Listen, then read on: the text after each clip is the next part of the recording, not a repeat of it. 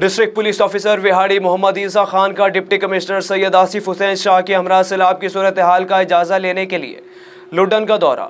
DPO Vehari Mohammad Isa Khan और deputy commissioner Syed Asif Hussain Shah ने लुडन के इलाकों में सैलाबी कटाव के हवाले से हिफाजती इकदाम का जायजा लिया। दरिया में पानी की सूरत हाल को हम वक्त मॉनिटर करने और ज़ेर-ए-आब देहात में इमदादी सरगर्मियाँ तेज करने की हदायत। डीपीओ विहाड़ी मोहम्मद ईसा खान और डिप्टी कमिश्नर सैयद आसिफ हुसैन शाह ने खैमा बस्ती बराए सलाम मुतासरीन का भी दौरा किया, जबकि फ्लड रिलीफ कैंप में मौजूद अमले से मुलाकात की।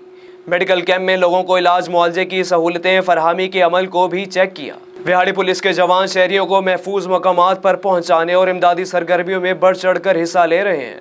मोहम्मद ईसा खान डीपीओ विहाड़ी और सैयद आसिफ हुसैन शाह डिप्टी कमिश्नर विहाड़ी ने कहा है कि इंतजामात में गफलत और लापरवाही हरगिज़ बर्दाश्त नहीं की जाएगी।